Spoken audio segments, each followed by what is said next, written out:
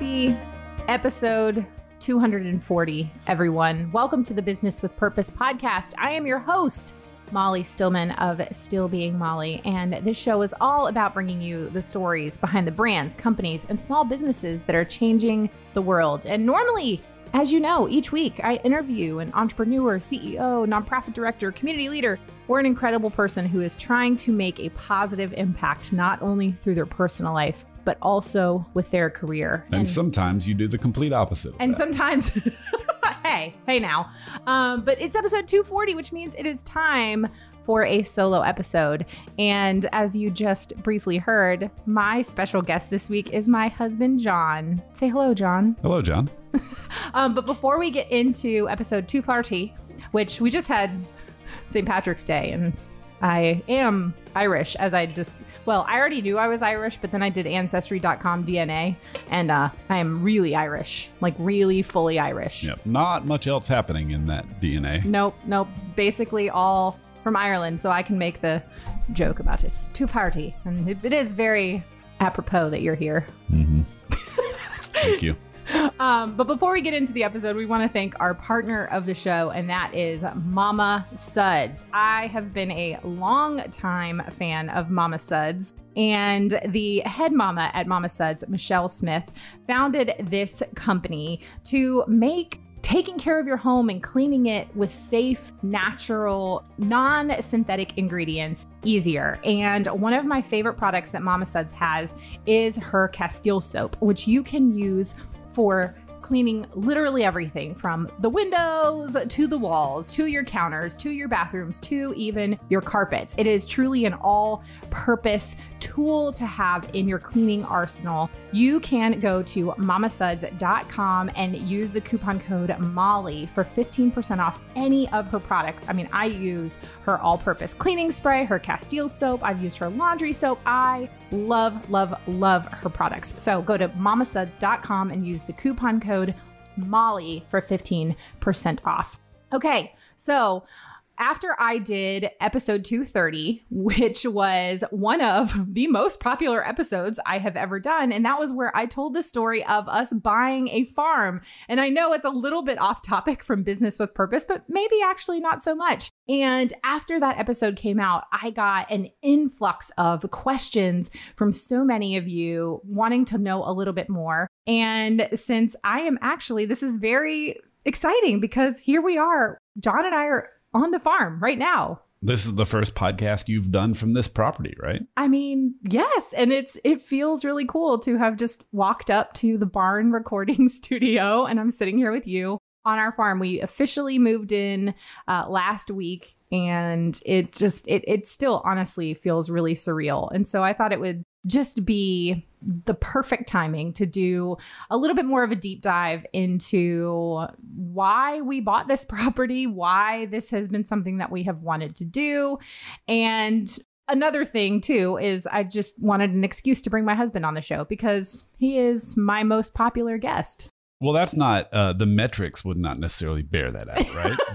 Well, I'd say the anecdotal evidence. Anecdotal, yes. As long as it's in the top 10 in terms of actual numbers, I guess I'll take that. Well, when I asked on Instagram what other solo podcast episode topics people wanted me to cover, I had a lot of people say, please bring your husband back on. I love when your husband comes on. And also for shout out to MMA, who likes to listen to episodes with us as like her nightly comfort. She's going to be really embarrassed that I just said that. Yep. Okay, so without further ado, let's dive into a couple of deep dive questions. So the number one question that I got was, did you always want a farm? So I'm actually going to let you answer this first. Did I always want a farm? Well, I always wanted land. I grew up on about 5 acres. And it always actually did frustrate me as a kid that we couldn't have chickens. Yeah. Because of the HOA in the neighborhood. In fact, there was this Vietnamese fellow on the other side of the neighborhood who had moved in and put up a chicken coop because it's like what Vietnamese people did. And, there was this whole like knockdown, drag out fight at one of the HOA board meetings about who was going to be the guy to go tell him that he can't have a chicken coop. And so, eventually the chairman of the HOA board at that time had to go over and tell this poor Vietnamese fellow, you got to tear your chicken coop down. And it was like, what are we doing, guys? So it always annoyed me that, yes, we had land, but couldn't have any animals on it. And I would say probably since middle of high school, what we now have is kind of what I've been aiming toward for the last, 20 years. Not necessarily a real specific vision, but I just knew I wanted something like this, which is why, I've been pretty tight with money most of my life, you might say. In fact, there's the legendary story of when I was in high school and my dad, we were at a football game, and this was my senior year. And so almost all the other seniors at the football game were wearing this like class of 2002 t-shirt. And Dad was like, do you have one of those t-shirts? Nah, it was like $10. I didn't want to spend $10 on that t-shirt. And he's like, here's $10. Go get yourself one of the t-shirts tomorrow. So I took his $10. I went and I stood in line outside the cafeteria at school, and I was going to get a t-shirt. And while I was in line, I was like, I can't do it. I can't part with $10 for this t-shirt. It's just not worth it. So I went home, gave my dad his $10 back. And he's just like, what? Who are you? That is a great illustration of the way you handle money. And so that story actually has a point, because that's the complete opposite of how we've behaved here the last, 6 months as we've gone through this process of getting this property and fixing up the house and all the things we've done. But because this has been my vision for so long, I've been less hesitant to empty the bucket, so to speak, on this particular project. Yeah. Because it's like all that tightness for all those years was kind of pointing toward this. Yeah. No, I think that's a great example. I mean, I remember there was a conversation that we'd had about money early on in our marriage. And I remember you saying, like, I can't imagine spending money on, and I don't even remember what it was, but it was just like, whether it was clothes or whether it was, guys trips or whatever it is, like, you were just like, I can't imagine spending money on that. Like, the thing I want to spend money on is my future house. Like, I just remember that very vividly. And that is what I want to invest in, and thinking more long term. So that sounds about right. There's I won't go too far off into the financial side of things here, but it drives me crazy. Like with some of my clients, when I see they have a $200,000 house and a $50,000 car. Like, what are you doing? Like, your car is worth 25% of your home value. Yeah. That is a messed up ratio.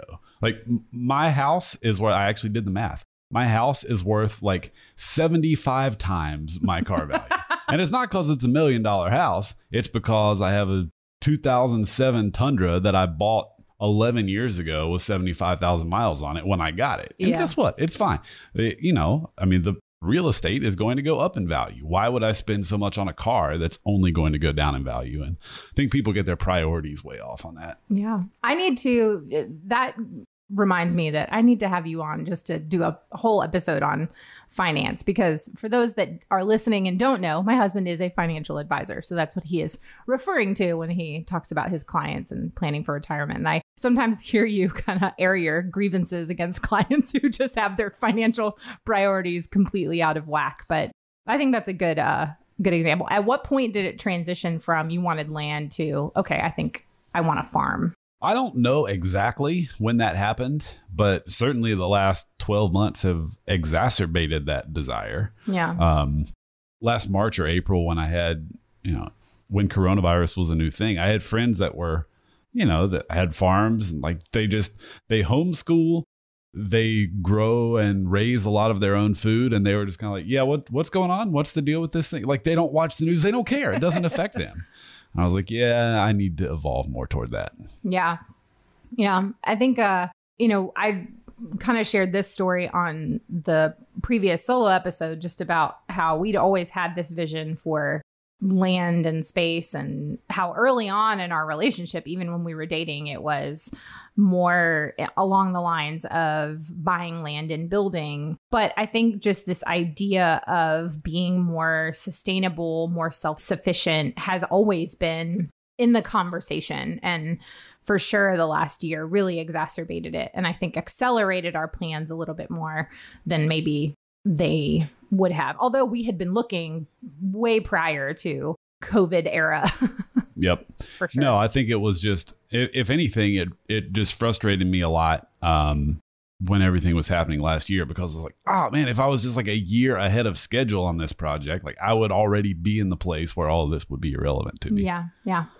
Okay. So with that being said, obviously on a farm, there are some pretty important elements, and that would be animals and the things you grow. So a lot of people want to know, what animals do we plan to get? Well, so what's the Mike Tyson quote? Everybody has a plan till you get hit in the mouth. So we'll see how the plan evolves once we actually start getting things. But for now, I mean, we'll start with chickens, right? As we record this, you're going today to pick up some chicks, if you will. I'm going to pick up some chicks. Yeah. There's very few times in my life I get to use that phrase. So yeah, well, hopefully this is the only time. And so we'll start with that. And then maybe turkeys later this year. Yeah. We have kind of a goal to be able to have our Thanksgiving turkey be a turkey that we raised. I will get bees going this year, if you count bees as animals. Next year, goats, maybe a pig. Yeah. We'll see. I have only slight interest in a cow. It's a lot of work. A lot of work. Takes up a lot of space, but maybe. Horses, I know you're interested in. Yes. I can't eat a horse, so I'm not interested. But it just sounds like a money pit to me. Yeah. No, I get that. And that's a thing I'm going to slowly but surely whittle you down on. As you often do. Donkeys. We have talked about having a donkey. Yep. Because donkeys are awesome. Also, okay, this is airing after Easter, but this is very timely. So during all of this planning and moving, and I've read I don't even know how many books on homesteading. I follow a ton of different homesteaders just to learn more, learn as much as I can, really. And learned something very interesting about donkeys, because a friend of mine has a few donkeys on her homestead. Donkeys are great guardians for your livestock because they will kick a coyote in the teeth real hard.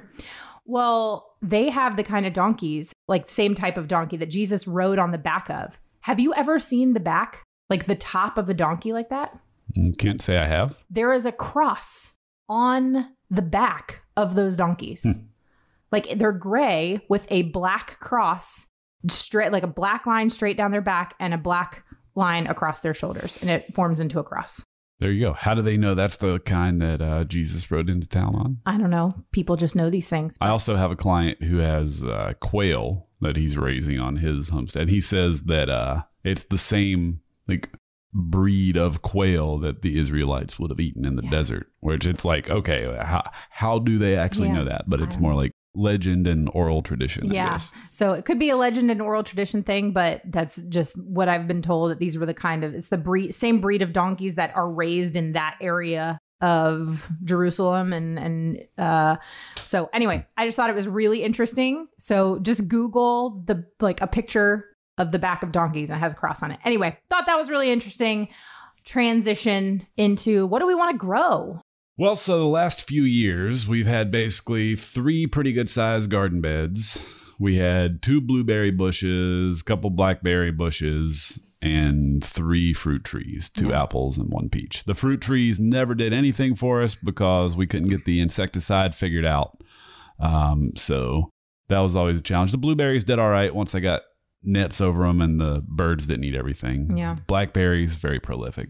In the garden, we had okra, tomatoes, jalapenos, banana peppers. Those all did pretty well. Watermelons did okay. Cantaloupes, all right. Cucumber did okay. Spaghetti squash. The thing that killed us, so we had 3 garden beds, and 2 years in a row, because we just throw old compost out there, I guess a couple of spaghetti squash seeds are really hardy. Yes. And so 2 years in a row, one of my 3 garden beds was completely overtaken by a volunteer spaghetti squash, which then got some kind of vine rot, and we didn't actually get spaghetti squashes out of it. Well, we did one year. We had like probably 8 or 9 before it got vine rot. Yeah, and then nothing at all this past year. So I lost a third of my garden space to this spaghetti squash that did nothing. So looking forward to that not being an issue this year. So we've got roughly 2.5 times as much garden bed space that I've built so far. And obviously we'll expand that in future years. But we'll go pretty heavily on like, corn, okra, tomatoes, cantaloupe, cucumbers. It'll be nice to be able to plant watermelons around other spots on the property that aren't taking up garden bed space like they were before. Yeah. Because they need to be spaced out and get their own water, and they'll overtake everything pretty easily. So, a lot of those staple kind of things. I mean, last year we grew enough banana peppers to feed entire the Chinese army. So I don't know if they eat banana peppers in China, but if their army needed banana peppers, we could have fed the Chinese army. We could have fed half the world with the amount of banana peppers. I canned them. We cut them up and froze them. We just had so many banana peppers. So we will grow a limited number of those this year, as we already have plenty frozen. Yeah. But, that's the plan for now. Nothing too exotic. Yeah. And I did plant fruit trees. So I've got 5 apples, 3 peaches, 3 or 4 cherries, a couple grapevines. And we're really thankful that the property already had some really established blueberry bushes. So we'll be excited to kind of see what the yield is on that this year. We transplanted some blackberries, and we also have a ton of walnut trees. And by a ton, I mean, we have like 5, but they're huge and produce a lot of walnuts. So if you have walnut recipes, send them our way, because we will make all of the things with walnuts. I also really want a pumpkin patch, but I haven't figured out where it's going to go, because how awesome would that be to have our own pumpkin patch? Pumpkins are good for goats too. So once we have goats, the pumpkins will be good for deworming the goats. Yes, exactly. Okay, so a very common question I have gotten is, will farming be your new job? Well, I would say that would not be a very good economic choice at this stage of my life. So part of the goal here is to reduce our expenses. Yeah. That's really the main goal. Reduce expenses and, create some independence and autonomy and self-sustainability. But, I don't have great revenue plans for what we'll do with farming, though, it would be nice if we have some neighbors or friends who are on sort of a subscription program and they pay us a little bit and they get a certain amount of meat or eggs or whatever. But no, at this point, I would not say it would be good to walk away from the current business to farm. Having said that, I am trying to do some things business-wise to make the business a little more able to run without my constant day-to-day supervision and oversight, so that I do have more time to do things on the farm. Yeah. But that's not really an income replacement so much as I'm just trying to make it more automated. Yeah. And I think too, kind of to your point about being a little bit more self-sufficient and reducing our expenses, and also using it as an opportunity. Yes, we want to have some revenue associated with the farm because there's actually a really great tax benefit if we can work towards that. It's not going to be easy to get to that point. There's actually a lot of work involved in order to get like an agricultural farming tax credit, but you have to show some revenue. So that is a goal that we are hoping to work towards. But another thing I think is we just want to be able to bless people with it. I think it would be really cool if we can take some of the meat and the vegetables that we grow and, be able to donate it to ministries that we care about, or just people who could use a food blessing. Mm-hmm. So, okay. Do we have a name for the farm yet? We don't. We open to suggestions. Yeah. So send your suggestions to hello@stillbeingmolly.com as we... Wait, that's actually an email address that you have? It is. hello@stillbeingmolly.com. Yeah. All right. I love that you didn't know that. Yeah. So hello@stillbeingmolly.com. I thought you were joking at first. Like, we don't want to hear your suggestions, so I'm going to give you this email that doesn't exist, and you can send them there. It does exist. Yes, it does exist. So we have tossed around some, but none of them have been like, yes, that's it. So we're looking. We're throwing them out. We need you to throw them out. We'll catch them. We'll catch them. Yes. Okay. What is your vision for the farm? We've kind of touched on this. I've touched on this in previous episodes. I'm kind of interested to hear you share your perspective on your vision for the farm. I think you've covered it pretty well for the most part. I mean, to me, like doing physical work is like, that's the work I enjoy. Yeah. I don't enjoy the quote unquote day job of looking at a computer all day. Yeah. Or being on the phone or whatever. So for me, it's like a break to be able to get out and do the physical stuff. So I like having that always available. Yeah. And I want to raise the kids to have that same kind of mentality too. But the overall goal is just one, yes, raising them to have an appreciation and understanding of the outdoors and how all that kind of stuff works. The self-sustainability, the independence, the, like I said, reduction of expenses, and as you said, the ability to be more generous to people. Yeah. Yeah. The generosity factor is really big for us, and something that we just are really prayerful about, and wanting God to just use this place to bless others however he sees fit. We've had a couple friends who have come out to see it, and unprompted, they have said something along the lines of like, this is a place I just feel like people want to come to just kind of breathe out, or just kind of relax and be still. And so that has been really encouraging, because that is definitely something that we have talked about and prayed about. So, okay, this is the last question. And this question is actually not farming related, but I thought it would be a fun one to end on. What is your funniest moment in fatherhood? What is your funniest moment in motherhood? My funniest moment in motherhood. Funniest. Yeah, I haven't had very many funny motherhood moments myself. All right. So can we add the caveat that it doesn't have to have been funny at the time? Yes, absolutely. Because if it was miserable at the time, but funny in retrospect. Mm-hmm. Oh, yeah. Okay. So we were coming back from what I guess was the last Disney cruise we ever went on. We'll see if they start sailing again or not. Yeah. So this would have been December of 18. Wow, was that long ago? So in the Orlando airport on our way home was just one of the most comically miserable series of events that have ever happened. It started with, we got through, I guess we'd come through security, and you realize, and I don't even remember what it was, something that you needed was in maybe our checked bag. Yes. And you had to go out, get it, and come back through security. Oh, no. Okay. Nope. I remember. So our flight from Orlando to Durham was canceled because it was snowing here in Durham. Right. And this was early December. It never snows in early December in Durham, but this one time it was snowing.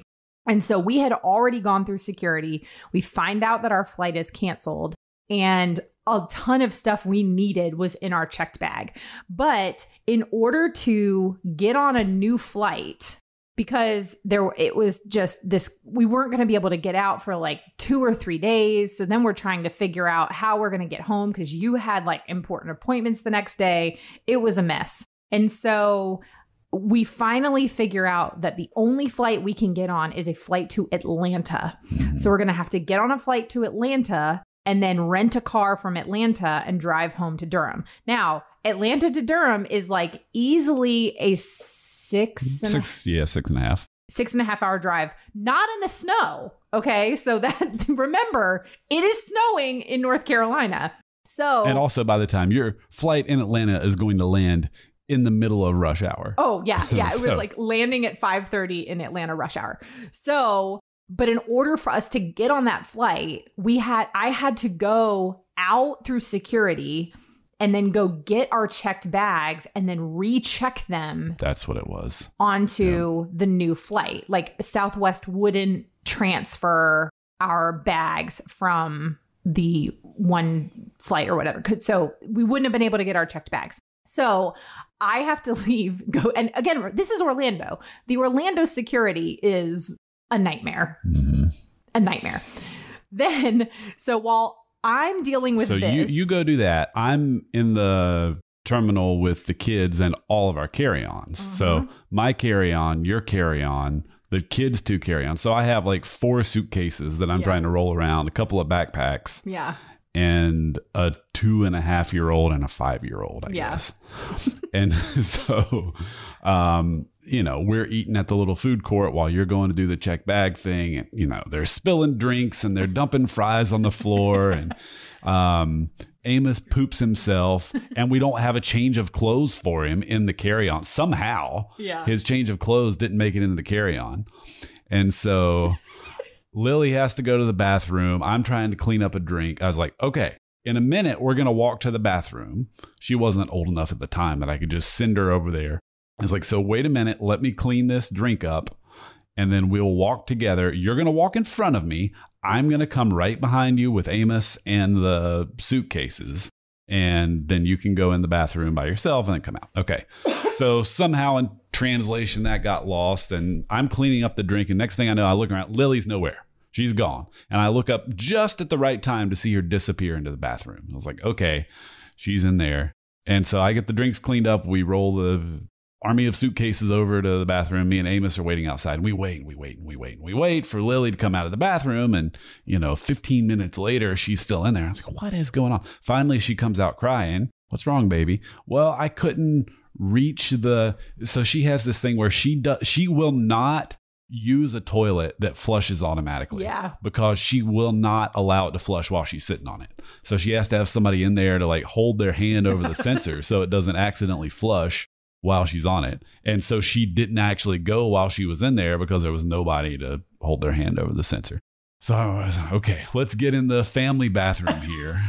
So I roll all the suitcases with the two kids into the family bathroom so I can hold my hand over the sensor while she pees in there, and I'll try to get Amos's poop cleaned up. Well, so again, we don't have a change of clothes for him. I get his diaper changed, but there had been some spillage and it was all over his pants. So I'm rinsing his pants in the family bathroom, trying to get the poop off. But then there's no way to dry the pants. The hand dryer in there isn't working, so I only have paper towels. And so I'm trying to get the pants dry as best I can with the paper towels, and that's not doing it. And so then I go out and I'm swinging the pants over my head, PD Pablo, North Carolina, where so swinging his pants over my head like poop pants with poop water flying around, and just walking through the terminal in the airport, swinging the pants, trying to air dry them. And Amos is, by the way, walking around without pants on in a diaper. And so you've at some point finally emerged from your what seemed like 6.5 hour trip back through security and rechecking the luggage. You texted me at some point to say, how are things going? And I just stole the Clark Griswold line. I think I said, I'm standing here at the threshold of hell. Yeah. Oh my goodness. Yeah. Cause I remember you texted me that. And meanwhile, again, I had to go. Oh, and I had to go back out through security again, because when we had gone through security, we would always take our water bottles empty and fill them up on the other side of security. Well, I'd had my water bottle in my backpack that I'd filled up. So when I'd gone back out through security and then gone back through, my bag got flagged. So then they wanted me to either throw away my very expensive, the insulated water bottle, or I had to go back out and then come back through security. And I'm standing there sobbing. And I'm like, you have no idea what we've been through. And the security guard did not care about my plight. And so then I had to go back out through security and come back through. It was truly a nightmare. And then after all that was said and done, we got our flight to Atlanta, landed, got in a car that we rented and drove back home, and got home at 2 a.m. It was truly miserable. Well, I'll tell. But we would still love to go on a Disney cruise again if they will ever allow it. Again. Okay, and then I'll tell my quick. I love that our favorite stories both have to do with feces. So my funniest story in motherhood is Amos was not with us yet. Lily was probably about 8 months old. And I was at Target, and I would always wear her in the Tula carrier on my back. And this was a particularly large trip to Target. I had a cart, brimming with groceries. I'd probably been shopping at Target for 2 hours at this point. And the next thing I know, I'm in the back of the store with a cart full of groceries, and I feel something very warm streaming down my back. And I realized that Lily has pooped all over me. And I don't mean like a small, like if you're a mom, like you know what I'm referring to, just the epic blowout that is all over my back. It's all over her. And it is because she's in the Tula. It's just getting squished in between the two of us. And I now have a decision to make because I don't have a change of clothes for myself, which from that day forward, I always carried one. And I realized that I didn't have a change of clothes for her because she had already had a blowout earlier that morning. So I had a decision to make. Do I abandon the cart full of groceries and leave? Or do I check out and then go home and deal with it? Well, any mother knows, like at this point, you're committed. You go. So with my cart full of groceries, smelling like child feces, I walk to the front of the store. I stand in the checkout line.